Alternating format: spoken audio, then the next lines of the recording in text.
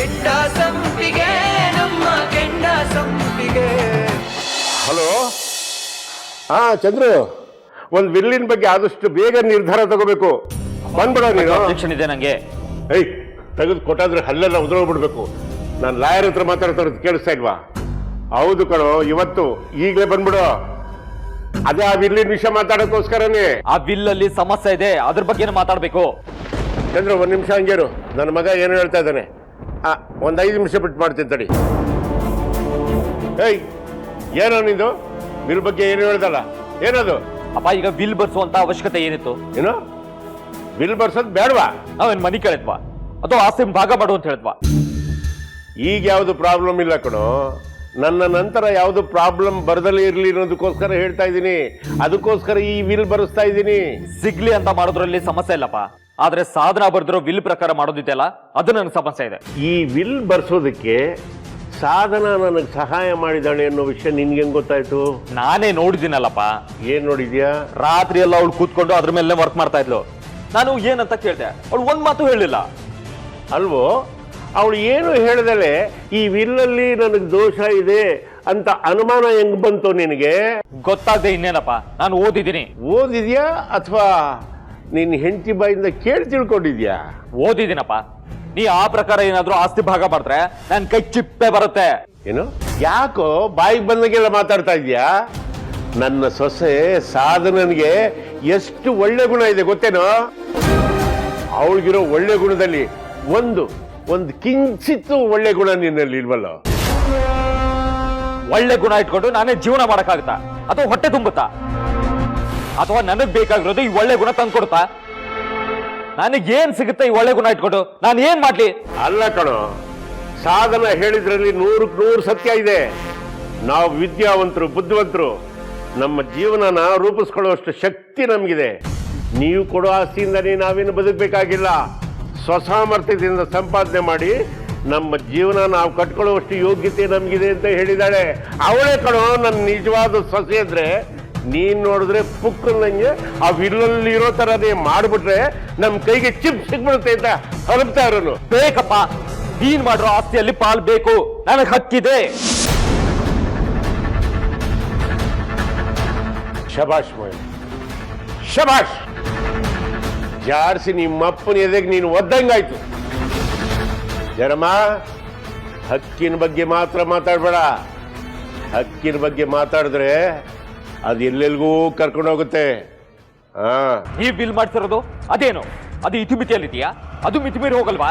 ರೇ, ಆ ವಿಲ್ ಬರ್ದಿರೋದು ಬೇರೆ ಯಾರು ಅಲ್ಲ ಕಣೋ, ನಿನ್ನ ಹೆಂಡ್ತಿನೇ. ಆಗ್ಲೇ ನೀನು ಅಬ್ಜೆಕ್ಷನ್ ಆಗ್ಬೇಕಾಗಿತ್ತು. ಇಲ್ಲಿವರೆಗೂ ಯಾಕೆ ಸುಮ್ಕೆ ಐತೆ? ಆಗ್ಲೇ ನಾನು ಓದಿದ್ದೀನಿ ಅಂತ ಹೇಳ್ದಲ್ಲ, ಆ ಓದ್ದಾಗ್ಲೇ ನೀನು ಅಬ್ಜೆಕ್ಷನ್ ಆಗ್ಬೇಕಾಗಿತ್ತು. ನೀವೇನೋ ತಮಾಷೆ ಮಾಡ್ತಾ ಇದ್ರ ಅಂತ ನಾನು ಅನ್ಕೊಂಡೆ. ಅದು ಇಷ್ಟೊಂದು ಸೀರಿಯಸ್ ಆಗುತ್ತೆ ಅಂತ ನನಗೇನು ಗೊತ್ತು? ಜನಮ್ಮ, ನಾನು ಬಿಲ್ ಬರಿ ಅಂತ ಕೊಡ್ಬೇಕಾದ್ರೆ ನಿನ್ನ ಹೆಂಡತಿ ಕೈಲಿ ಇದು ಸೀರಿಯಸ್ ವಿಷಯಮ್ಮ, ಹುಡುಗಾಟಕ್ಕೆ ತಗೋಬೇಡ ಅಂತ ಹೇಳ್ಕೊಟ್ಟಿದ್ದು ಗೊತ್ತಾಯ್ತಾ? ಅವಳು ಓದಿ ಸರ್ವಾನುಮತದಿಂದ ನನಗೆ ಒಪ್ಪಿಗೆ ಇದೆ ಅಂತ ಬರೆದ ಮೇಲೇನೆ ಕಣಪ್ಪ ನಾನು ಅದನ್ನ ರಿಜಿಸ್ಟರ್ ಮಾಡಿಸ್ಬೇಕು ಅಂತ ಹೊರಟಿರೋದು. ಹಾಗಾದ್ರೆ ಈ ಬಿಲ್ ಮೇಲೆ ನಾನು ಕೇಸ್ ಹಾಕ್ತೀನಿ. ನೋಡ್ದೆ ಕಂದ, ನಿಂದು ಎಷ್ಟೊಂದು ಹೇರ್ ಫಾಲ್ ಆಗ್ತಾ ಇದೆ. ನೀನು ಆರೋಗ್ಯದ ಬಗ್ಗೆ ಸರಿಯಾಗಿ ಕಾಳಜಿ ವಹಿಸ್ತಾ ಇಲ್ಲ. ಹೊಟ್ಟೆ ತುಂಬ ಊಟ ಮಾಡ್ಬೇಕಮ್ಮ. ಹಣ್ಣು ತರಕಾರಿ ಎಲ್ಲ ಸರಿಯಾಗಿ ತಿನ್ಬೇಕು. ಚಿಂತೆ ಕಡಿಮೆ ಮಾಡಬೇಕು ನೀನು. ಊಟ ತಿಂಡಿ ಎಲ್ಲ ಮಾಡ್ತಾನೆ ಇದ್ದೀನಲ್ಲ ಅತ್ತೆ. ಚಿಂತೆ ಒಂದಿದೆಯಲ್ಲ ಅಂತೀಯಾ? ಆ ಚಿಂತೆಗೆ ನಾನೇ ಕಾರಣ ಆಗ್ಬಿಟ್ನೇನು ಅಲ್ವಾ? ಹಾಗೆಲ್ಲ ಏನೂ ಇಲ್ಲ ಅತ್ತೆ. ಅತ್ತೆ, ನಾನು ಆಮೇಲೆ ತಿಂಡಿ ಮಾಡ್ತೀನಿ ಅಂತ ಹೇಳಿದ್ನಲ್ಲ, ಮತ್ ಸಾಹೇಬ್ರ ಕೈಲಿ ಯಾಕೆ ಕೊಟ್ಟು ಕಳ್ಸಿದ್ರಿ? ತಿಂಡಿ ಕಳ್ಸಿದ್ ನಾನಲ್ಲಮ್ಮ, ನಿನ್ ಗಂಡನೇ ತಟ್ಟೆಗೆ ಹಾಕೊಂಡು ಬಂದಿದ್ದು. ಅತ್ತೆ, ಸಾಹೇಬ್ರ? ಹೌದು. ನೀನ್ ಬೇಜಾರು ಮಾಡ್ಕೊಂಡೆ ಅಂತ ಬೈದೆ. ಅಯ್ಯೋ, ಯಾಕತ್ತೆ ಬೈಯಕ್ ಹೋದ್ರಿ? ಮತ್ತವ್ರು ನಾನ್ ನಿಮ್ಗೆ ಏನಾದ್ರು ಹೇಳಿದೀನಿ ಅಂತ? ಒಂದ್ ನಿಮಿಷ, ನಾನೇನು ಹೇಳಲಿಲ್ಲ. ನೀನೇನು ತಿಂದಿಲ್ಲ, ಮಾತ್ರೆ ತಗೊಂಡಿಲ್ಲ ಅಂತ ಹೇಳಿದೆ ಅಷ್ಟೇ. ಅವನಿಗೆ ಏನ್ ಅನ್ನಿಸ್ತೋ ಏನೋ, ಹಾಟ್ ಬಾಕ್ಸ್ ಅಲ್ಲಿ ಇದ್ದ ದೋಸೆನ ಅವನೇ ತಟ್ಟೆಗೆ ಹಾಕೊಂಡು ಬಂದು ನಿನಗೆ ಕೊಟ್ಟಿದ್ದಾನೆ. ಒಟ್ನಲ್ಲಿ ಇವತ್ತು ಓಟು ಅವನು ನಿನಗೇನೆ ಹಾಕೋದು. ಹಾಗೆ ಮಾಡದೇ ಇದ್ರೆ ಸಾಕು. ಅತ್ತೆ, ಸಾಹೇಬ್ರಿಗೆ ಸಾಧನಕ್ಕನ ಮೇಲೆ ಗೌರವ ಇದೆ, ಅವ್ರಿಗೆ ಓಟ್ ಹಾಕ್ಬೇಕು. ಸರಿ ಸರಿ, ಈಗ ಬೇಗ ಬೇಗ ಜಡೆ ಹಾಕ್ತೀನಿ. ಈಗ ವೋಟಿಂಗಿಗೆ ನಿನ್ ಮಾವ ಕೆಳಗಡೆ ಕರೀತಾರೆ. ಸರಿ ಅತ್ತೆ. ಏನಂದೆ ಮಗನೇ, ಕೇಸ್ ಹಾಕ್ತೀಯಾ? ಈ ಅಪ್ಪನ ಮೇಲೆ ಕೇಸ್ ಹಾಕ್ತೀಯಾ? ಅದು ನನಗೆ ಆಸ್ತಿ ಬೇಕು ಅಂತ. ಮತ್ತೆ ಈ ರೀತಿ ಮಗನಿಗೆ ಅನ್ಯಾಯ ಆಗ್ತಾ ಇದ್ರೆ ಅದು ನೋಡ್ಕೊಂಡು ಸುಮ್ಮನೆ ಇರಕ್ಕಾಗುತ್ತಾ? ನಾನು ಹೇಳಿದೆ ತಾನೆ ಆಸ್ತಿಲಿ ಭಾಗ ಬೇಡ ಅಂತ. ಆಯ್ತು ಮಗನೇ, ಆಯ್ತು. ಈಗ ನಿನ್ಗೇನು ಬೇಕು ಹೇಳು. ಆಸ್ತಿಯಲ್ಲಿ ಸರಿಯಾದ ಪಾಲ್ ಬೇಕು. ನೀನು ನನ್ನ ಮೇಲೇನೆ ಕೇಸು? ಬೇಡಪ್ಪ ಬೇಡ, ನೀನು ಅವ್ರ ಥರನೇ ಯೋಚನೆ ಮಾಡಬೇಡ ಕಣೋ. ಈ ಮನೆ ಹಿರಿಯಾಗಿ ಯೋಚನೆ ಮಾಡು. ಈಗೇನಪ್ಪ, ನನ್ನ ಆಸ್ತಿ ಒಳಗೆ ನಿನ್ನ ಹಕ್ಕಿಗೆ ಎಷ್ಟು ಬರುತ್ತೋ ಅಷ್ಟು ಕೊಟ್ರೆ ನಿಂಗೆ ತೃಪ್ತಿನಾ? ಅಷ್ಟು ಮಾಡಿ ಪುಣ್ಯ ಕಟ್ಕೊಳಪ್ಪ. ಜಾಸ್ತಿ ಬಗ್ಬೇಡ ಕಣೋ, ಇನ್ನೂ ವಿಷಯ ಇದೆ, ಕೇಳ್ಕೊ. ಓಕೆ, ನಿನಗೊಂದು ವಿಷಯ ಮನವರಿಕೆ ಮಾಡ್ಕೊಡ್ತೀನಿ, ಚೆನ್ನಾಗಿ ಕೇಳಿಸ್ಕೊ ಮಗನೇ. ನನಗೆ ಪಿತ್ರಾರ್ಜಿತವಾಗಿ ಬಂದಿರೋದು 40% ಮಾತ್ರ.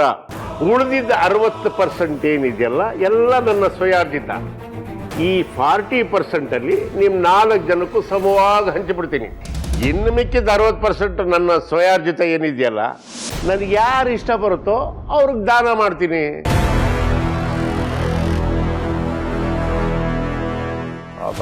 ಅದೇ ಗಪ್ಪಾಗುತ್ತೆ. ನಿನ್ನ ಆಸ್ತಿಯಲ್ಲಿ ನನಗೂ ಪಾಲಿದೆ. ಏಯ್, ಯಾರೋ ಹೇಳಿದ್ದು ನಿನಗೆ ನನ್ನ ಸ್ವಯಾರ್ಜಿತ ಆಸ್ತಿಲಿ ನಿನಗೆ ಹಕ್ಕಿದೆ ಅಂತ? ನಾನು ಯಾರಿಗೆ ಬೇಕಾದ್ರೂ ದಾನ ಮಾಡ್ಬೋದು. ಆಸ್ತಿಗೋಸ್ಕರ ಹೆತ್ತಪ್ಪನ ಮೇಲೇನೆ ಕೇಸ್ ಹಾಕ್ತೀನಿ ಅನ್ನೋ ಮಗ ನೀನು. ಅದು ಹಿರೇ ಮಗ, ಮನೆ ಜವಾಬ್ದಾರಿನ ನಿಭಾಯಿಸ್ಬೇಕಾದವನು. ಆಸ್ತಿ ವಿಷಯಕ್ಕೋಸ್ಕರ ಅಪ್ಪನ ಮೇಲೆ ಕೇಸ್ ಹಾಕ್ತೀನಿ ಎಂದು ನಿನಗೆ ನನ್ನ ಸ್ವಯಾರ್ಜಿತ ಆಸ್ತಿ ಒಳಗೆ ಒಂದು ಕಿಲುಬ್ ಕಾಸು ಕೊಡಲ್ಲ ಕಣಲೇ. ಪ್ಲೀಸ್ ಅಪ್ಪ, ಐ ಆಮ್ ಸಾರಿ ಅಪ್ಪ, ಕ್ಷಮಿಸಪ್ಪ. ಏನೋ ನೀನು, ಎದ್ರೆ ಕಾಲಿಡಿತ್ಯಾ, ಬಿದ್ರೆ ಜುಟ್ಟೆ ಹಿಡಿತ್ಯಾ. ನೀನ್ ಹೆಂಗೋ ನಂಬೋದು ಜಯರಾಮ? ಅಪ್ಪ ಐ ಆಮ್ ಸಾರಿ ಅಪ್ಪ, ನನ್ಗೆ ಅನ್ಯಾಯ ಮಾಡ್ಬಿಡಿ ಅಪ್ಪ. ಏನೋ ತಿಳಿದ ತಪ್ಪ ಮಾಡ್ಬಿಟ್ಟೆ, ಏನೋ ರೇಗ್ಬಿಟ್ಟೆ, ದಯವಿಟ್ಟು ಕ್ಷಮಿಸ್ಬಿಡಿ ಅಪ್ಪ. ಆದ್ರೆ ಆಸ್ತಿಲಿ ಭಾಗ ಮಾತ್ರ ಕೊಡಲ್ಲ ಅಂತ ಹೇಳ್ಬೇಡಿ ಅಪ್ಪ.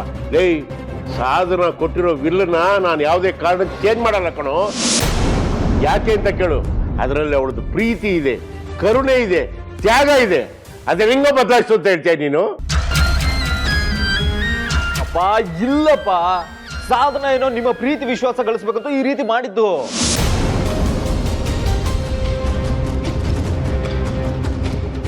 ಏಯ್, ಎದಳ ಮೇಲೆ ಎದೆ ಉದ್ದು ಬೆಳೆದಿರೋ ಮಗ ಕಣೋ ನೀನು, ಗೊತ್ತಾಯ್ತಾ? ಮಗ ಅಪ್ಪನ ಕಾಲಿಡಿದ್ರಲ್ಲಿ ತಪ್ಪೇನು ಇಲ್ಲ, ಆದ್ರೆ ಆಷಾಢಭೂತಿ ತಂದಲ್ಲಿ ಕಾಲಿಡಿಬಾರ್ದು, ಗೊತ್ತಾಯ್ತಾ? ಎದ್ದಳ ಮೇಲೆ ನನ್ನ ಸೊಸೆ ಏನಂದ್ಲು ಗೊತ್ತಾ? ಮಾವ, ನಾನು ಪೂರ್ತಿ ಯೋಚನೆ ಮಾಡಿ ನಾನೊಬ್ಳು ತ್ಯಾಗಮಯಾಗಿ ಈ ವಿಲ್ಲನ್ನು ಬರಿತಾ ಇದ್ದೀನಿ ಮಾವ ಅಂತ ಹೇಳಿದ್ಲು. ಅಲ್ಲಮ್ಮ, ಈ ತರ ಒಂದು ದೃಢವಾದ ನಿರ್ಧಾರ ತಗೋಬೇಕಾದ್ರೆ ಒಂದು ಸತಿ ಅಲ್ಲ ಕಂದ, 100 ಸರಿ ಆಲೋಚನೆ ಮಾಡಿ ಹೇಳಿ ಬರೀ ಅಂತ ಹೇಳಿದೆ. ಅದಕ್ಕೆ ಅವಳು ಹೇಳಿದ್ಲು, 100 ಸತಿ ಏನು ಮಾವ, 1000 ಸತಿ ಆಲೋಚನೆ ಮಾಡಿ ಈ ನಿರ್ಧಾರಕ್ಕೆ ಬಂದಿದ್ದೀನಿ, ನಾನೇ ನನ್ನ ಕೈಯಾರ ಬರ್ದಿದ್ದೀನಿ ಅಂತ ಒಳ್ಳೆ ಗಂಡು ಸೇರಿದಾಗ ಹೇಳಿದ್ಲು ಕೊಡು ಅವಳು. ಅವಳು ನನ್ನ ನಿಜವಾದ ಸೊಸೆ, ನೀನು ಇದೆಯಾ ದಂಡಪಿಂಡ ನನ್ನ ಮಗ. ನೋಡಪ್ಪ, ಈ ಬಿಲ್ ಡ್ರಾಮಾ ಎಲ್ಲ ಅವಳನ್ನ ಪರೀಕ್ಷೆ ಮಾಡೋದಕ್ಕೋಸ್ಕರ ನೀವು ಬರೆಸ್ತಾ ಇದ್ದೀರಿ ಅಂತ ಅವಳಿಗೆ ಆಲ್ರೆಡಿ ಗೊತ್ತು. ಈ ಸಿಚುಯೇಷನ್ ಕ್ರಿಯೇಟ್ ಆದಾಗ್ಲಿ ಕಣೋ, ಅವರ ಸುಪ್ತವಾದ ಮನಸ್ಸಿನೊಳಗೆ ಏನು ವಿಷ ಇದೆಯೋ ಅಮೃತ ಇದೆಯೋ ಅನ್ನೋದು ಗೊತ್ತಾಗೋದು. ಅಂದ್ರೆ ಸಾಧನ ಮಾಡಿರೋದು ನಾಟಕ, ಡ್ರಾಮಾ. ಹೌದಪ್ಪ, ಅವಳು ಮಾಡಿದ್ದು ನಾಟಕ. ಹಾಗಿದ್ರೆ ಒಂದು ವಿಷಯ ಕೇಳು, ನಾನು ನಿಮ್ಮ ಅನುಕಂಪ ಗಿಟ್ಟಿಸ್ಕೊಳ್ಳೋದಕ್ಕೋಸ್ಕರ ಈ ನಾಟಕದ ವಿಲ್ ಮಾಡಿದ್ದು, ದಯವಿಟ್ಟು ನನ್ನ ಕ್ಷಮಿಸ್ಬಿಡಿ ಮಾವ ಅಂತ ಒಂದು ಮಾತು ಅವಳು ಬಾಯಿಲಿ ಹೇಳಿಸು, ಅವಾಗ ನಾನು ಒಪ್ಕೊಳ್ತೀನಿ, ಸರಿನಾ? ಈಗಲೇ ಕರ್ಕೊಂಡ್ ಬರ್ತೀನಿ. ಲೇ, ಎಂತ ರಾಮ ನೀನು? ಅಪ್ಪ ಜಯರಾಮ. ಜಯರಾಮ, ಯಾವುದೇ ಕಾರಣಕ್ಕೂ ನಾನು ಹೇಳಿದೆ ಅಂತ ಅವಳು ಗೊತ್ತಾಗಬಾರ್ದು. ನೀನು ಒಪ್ಪಿಸಿ ಕರ್ಕೊಂಬರಂಗಿರ್ಬೇಕು, ಗೊತ್ತಾಯ್ತಾ? ಸರಿ ಅಪ್ಪ, ನಾನೇ ಒಪ್ಪಿಸಿ ಕರ್ಕೊಂಡ್ ಬರ್ತೀನಿ. Just 2 minutes. 2 minutes? Just 2 minutes? 20 days ಆದ್ರೆ ಅವಳು ಬರಲ್ಲ.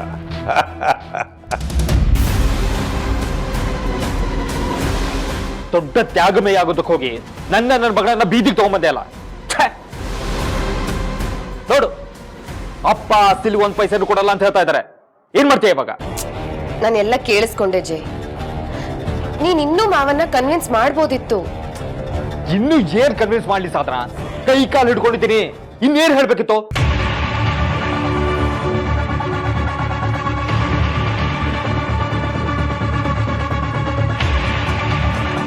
ನೋಡ್ ಸಾಧನ, ನೀನೇ ಅಪ್ಪನ ಹತ್ರ ಹೋಗಿ ಬಿಲ್ ಬರ್ಸ್ಬೇಡಿ ಅಂತ ಹೇಳ್ಬೇಕು. Shut up Jai, don't be stupid. ನಾನು ಈಗ ಹೋಗಿ ಮಾವ ತಪ್ಪಾಯ್ತು, ಅನುಕಂಪ ಗಿಟ್ಟಿಸ್ಕೊಳ್ಳೋದಕ್ಕೋಸ್ಕರ ನಾನು ಸುಳ್ವಿಲ್ ಬರ್ದೆ ಅಂದ್ರೆ ನನ್ನ ಮರ್ಯಾದೆ ಏನ್ ಉಳಿಯುತ್ತೆ? ನಾಳೆ ಯಾರು ನನ್ನ ಮಾತು ಕೇಳ್ತಾರೆ ಈ ಮನೇಲಿ? ಆಡ್ಕೊಂಡು ನಗ್ತಾರೆ. ನಾಳೆ ಬಗ್ಗೆ ತಲೆ ಕೆಡಿಸ್ಕೋಬೇಡ, ಈಗ ಬಂದಿರೋ ಪ್ರಾಬ್ಲಮ್ ಅನ್ನ ಸಾಲ್ವ್ ಮಾಡು. ಅಪ್ಪನ ಹತ್ರ ಹೋಗಿ ಕ್ಷಮೆ ಕೇಳು. ಕೇಳಲ್ಲ, ನಾನ್ ಕೇಳೋದಿಲ್ಲ. ಶಟ್ ಅಪ್ ಸಾಧನ. ನನ್ ಮೇಲೆ ರೇಗ್ತಿದ್ಯಾ? ಮತ್ತಿನ್ ಏನ್ ಮಾಡ್ಲಿ ಸಾಧನ? ಆಸ್ತಿ ಕೈ ತಪ್ಪೋಗ್ತಾ ಇದೆಯಲ್ಲ. ನನಗೆ ಲಾಭ ಆಗದೆ ಇದ್ರು ಪರವಾಗಿಲ್ಲ, ನನಗ್ ಸಿಗ್ಬೇಕಾದ ಆಸ್ತಿ ಕೈ ಜಾರ್ ಹೋಗ್ಬಾರ್ದು. ಅದನ್ನ ಹೇಗೆ ಉಳಿಸ್ಕೊಳ್ಳೋದು? ನಾನು ಏನ್ ಮಾಡ್ತೀನೋ ಏನ್ ಮಾತಾಡ್ತೀನೋ ನನಗೆ ಗೊತ್ತಿಲ್ಲ. ಆದ್ರೆ ಯಾವುದೇ ಕಾರಣಕ್ಕೂ ನಾನು ತಪ್ಪಾಯ್ತು ಅಂತ ಕೇಳ್ಕೊಳಲ್ಲ, ತಲೆ ತಗ್ಸಲ್ಲ.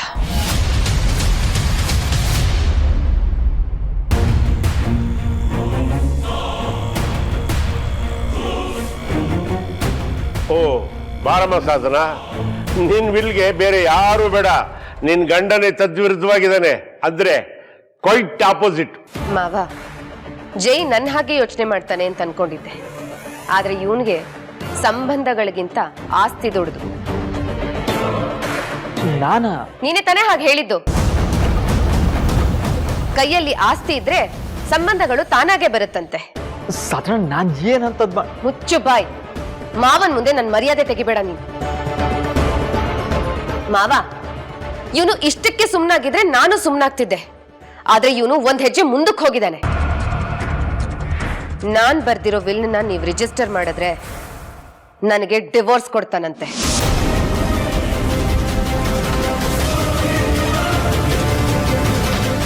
ಹೇಯ್, ಹೇಳ್ದೆ ನಾ ಮಾತು?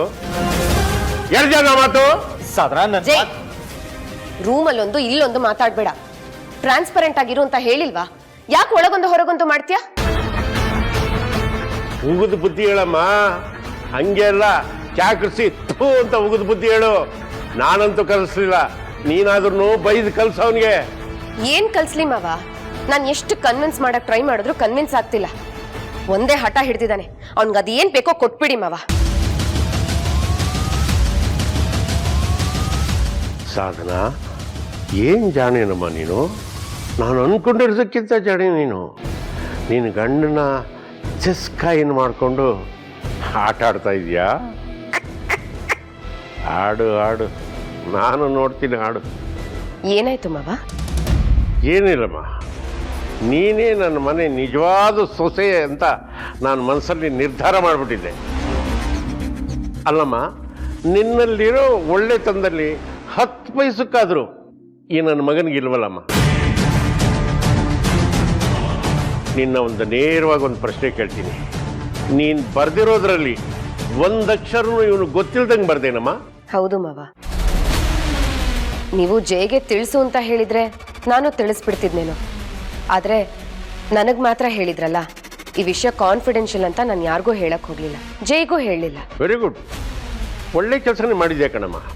ಆದರೂ ನಾನು ಕೊಟ್ಟ ಪರೀಕ್ಷೆಯಲ್ಲಿ ನೀನು ಸೋತಂಗಾಯ್ತಲ್ಲ ತಾಯಿ.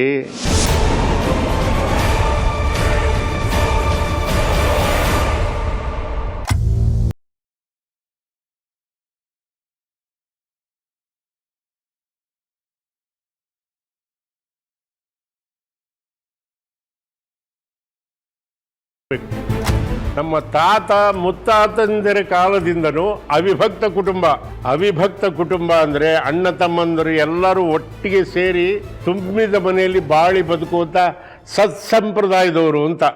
ಅವತ್ತಿನ ಕಾಲಕ್ಕೆ 6-7 ಜನ ಏನು 10-12 ಜನ ಸೊಸೆರೇ ಇರ್ತಾ ಇದ್ರು.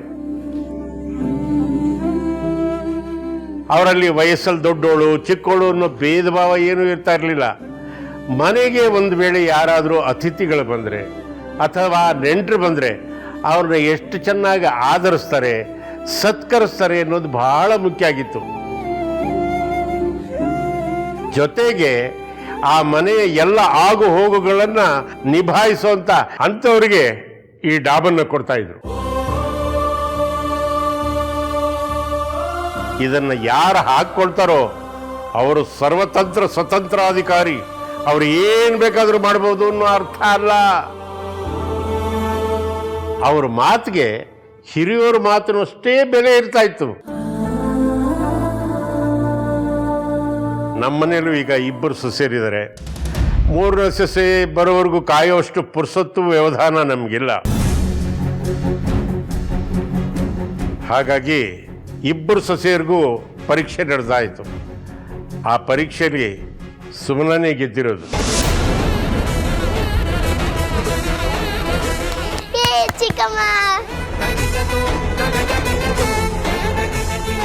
ಹಾಗಂತ ಸಾಧನ ಕಂಪ್ಲೀಟ್ ಆಗಿ ಸೋತ್ಲು ಅಂತ ಅರ್ಥ ಅಲ್ಲ. ಒಂದು ಪರೀಕ್ಷೆಯಲ್ಲಿ ಸಾಧನ ಗೆದ್ರೆ 2 ಪರೀಕ್ಷೆಯಲ್ಲಿ ಸುಮನ ಗೆದ್ದಿದ್ದಾಳೆ. ಒಂದು ಪರೀಕ್ಷೆಯಲ್ಲಂತೂ ಸಾಧನನಿಗೆ ಅವಳ ಗಂಡನೇ ಅವಳನ್ನ ಹೀನಾಯವಾಗಿ ಸೋಲಿಸಿದ್ದಾನೆ. ಈಗ ಸಮಬಲದ ಹೋರಾಟ ಅಂತ ಹೇಳಿ ಚುನಾವಣೆ ಮಾಡಬೇಕು ಅನ್ನೋ ತೀರ್ಮಾನಕ್ಕೆ ಬಂದಿದ್ದೀವಿ. ನೀವು ವೋಟ್ ಹಾಕಿ ಯಾರನ್ನ ಚುನಾಯಿಸ್ತೀರೋ ಅವರು ಈ ಬಂಗಾರದ ಡಾಬಿನ ಹಕ್ಕುದಾರರಾಗ್ತಾರೆ.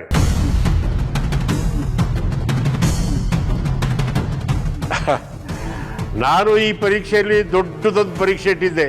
ಅದೇನು ಅಂದರೆ ವಿಲ್ ಬರೆಯೋ ಪರೀಕ್ಷೆ.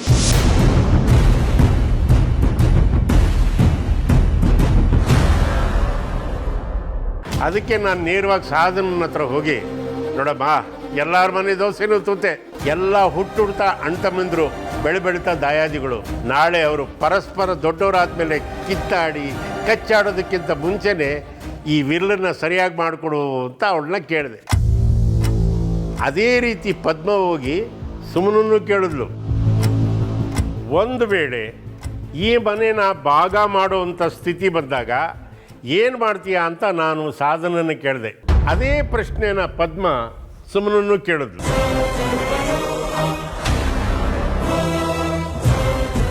ನೋಡ್ದ, ಆ ಕಡೆ ಇರೋ ಓಟು ಈ ಕಡೆ ಬಂತು. ಅದಕ್ಕೆ ಯಾಕೋ ಒಂದು ಓಟ್ ಮೈನಸ್ ಆಗೋ ಹಾಗಿದೆ.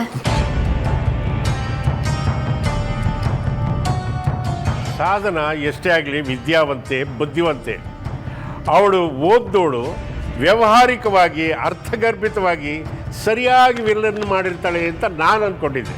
ಸುಮನ ಅನಕ್ಷರಸ್ಥೆ, ಅಕ್ಷರಜ್ಞಾನ ಇಲ್ದವಳು, ಸೆಂಟಿಮೆಂಟಾಗಿ ಏನೋ ಬರೆದಿರ್ತಾಳೆ ಅಂತ ನಾನು ಅಂದ್ಕೊಂಡಿದ್ರೆ ನನ್ನ ಊಹೆ ಕಂಪ್ಲೀಟ್ ಉಲ್ಟಾ ಆಗೋಯ್ತು.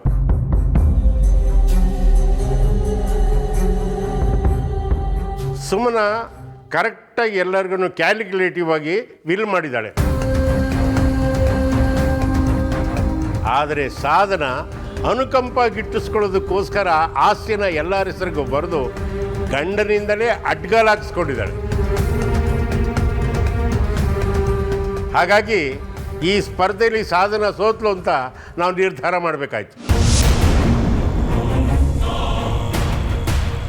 ಒಂದು ಇಂಟ್ರೆಸ್ಟಿಂಗ್ ವಿಷಯ, ಸುಮನ ಆಸ್ತಿನ ಹೇಗೆ ಇಂಟ್ರೆಸ್ಟಿಂಗ್ ಆಗಿ ಭಾಗ ಮಾಡಿದ್ದಾಳೆ ಅನ್ನೋ ವಿಷಯನ ನಾನು ನಿಮ್ಗೀಗ ಕೂಲಂಕುಷವಾಗಿ ಹೇಳ್ತೀನಿ. ನಿಮಗೆಲ್ಲ ಗೊತ್ತಿರೋ ವಿಚಾರನೇ. ನನಗೆ ಪಿತ್ರಾರ್ಜಿತವಾಗಿ ಬಂದಿರೋ ಆಸ್ತಿ 40%. ಇನ್ನು ನಾನು ಕಷ್ಟಪಟ್ಟು ಬೆವರು ಸುರಿಸಿ ದುಡಿದಿದ್ದು 60%. ಸುಮನ ಏನಂತ ವಿಲ್ ಮಾಡಿದ್ದಾಳೆ ಅಂದರೆ, ಜಯರಾಮನಿಗೆ 28%, ತೀರ್ಥನಿಗೆ 28%, ಸುಭಾಷನಿಗೆ 28% ಅಂತ ವಿಲ್ ಮಾಡಿದ್ದಾಳೆ. ಸುಮನ ಬರೆದಿರೋ ಈ ವಿಲ್ಲಲ್ಲಿ ಫ್ಯಾಕ್ಟ್ರಿ ಶೇರುಗಳನ್ನು ಸಮನಾಗಿ ಹಂಚಲಾಗಿದೆ. ಕಾಂಪ್ಲೆಕ್ಸು, ಸ್ಥಿರಾಸ್ತಿ, ಚರಾಸ್ತಿ, ಸೈಟ್ಗಳು ಎಲ್ಲದನ್ನು ಸಮನಾಗಿ ಹಂಚಿದಾಳೆ. ಆದರೂ ಸುಭಾಷನಿಗೆ ಕೆಲವೊಂದು ಷರತ್ತುಗಳನ್ನು ಹಾಕಿದ್ದಾಳೆ. ಸುಭಾಷ್ಗೆ ಆಸ್ತಿ ಸಿಗಲೇಬೇಕು ಅನ್ನಂಗಿದ್ರೆ ಅಣ್ಣಂದಿರೋ ಒಪ್ಪಿಗೆ ಕಡ್ಡಾಯವಾಗಿ ಬೇಕೇ ಬೇಕು.